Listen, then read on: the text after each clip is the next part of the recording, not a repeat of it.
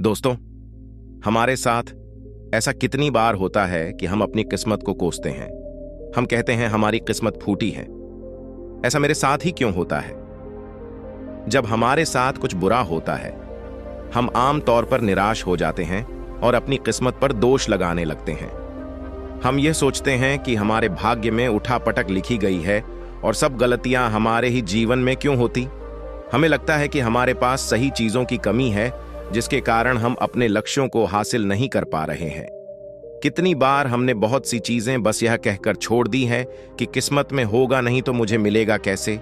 हम तो अपने आप को यहां तक तसल्ली दिला देते हैं कि इसमें मेरा दोष था ही नहीं, मैं और करता भी। तो क्या ऐसे विचार आपके मन में भी आते हैं?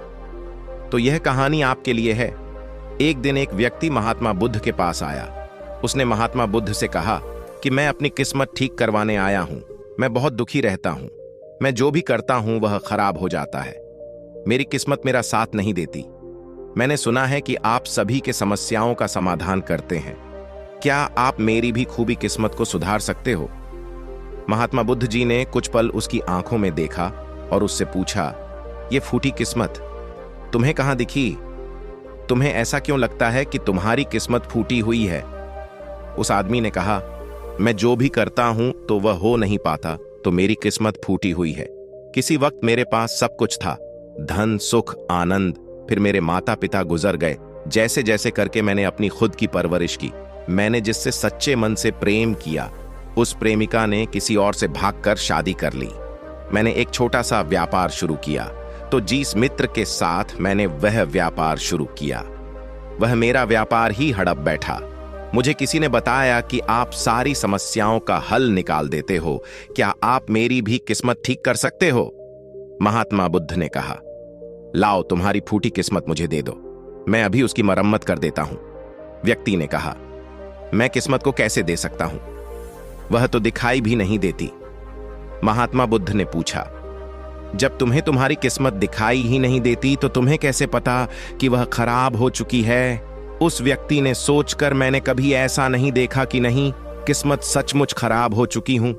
व्यक्ति ने कहा, मेरी किस्मत खराब है, तभी तो मेरे साथ सब कुछ गड़बड़ हो जाएगा। मेरे बनाए बनाए कामों पर पानी फिर जाता है। अगर मेरी किस्मत अच्छी होती तो सब कुछ ठीक होता है ना। तो महात्मा बुद्ध ने कहा, तुम ठीक दिखाई देते हो, तुम्हारा स्वास्थ्य भी ठीक लग रहा है, तुम्हारे हाथ पैर भी सलामत, तुम अभी तक मरे नहीं। मुझे तो तुम्हारी किस्मत में कोई भी खराबी नहीं, सब कुछ सही लगा।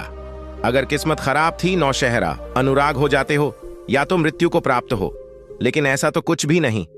फिर तुम क्यों कह रहे हो कि तुम्हारी किस्मत फूटी हुई है? व्यक्ति ने कहा, आप समझ नहीं रहे हैं, मेरे ऊपर बहुत कर्ज है।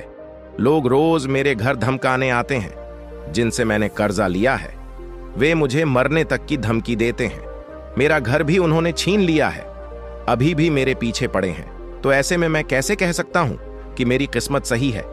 महात्मा बुद्ध ने विचार पूर्वक, काल तो समस्या। गंभीर व्यक्ति ने उदासीनता के साथ कहा, जी हां, अब आप समझे ना कि मैं कितने बड़े दुख से गुजर रहा हूं। महात्मा बुद्ध ने आवाज में समझाया, तुम्हारी किस्मत अच्छी है कि तुम जीवित हो इस दुख का सामना करने के लिए, और इस जीवन से ही तुम अपनी समस्याओं का सामना कर सकते हो। व्यक्ति ने कहा, बुद्ध, आप नहीं समझ रहे हो।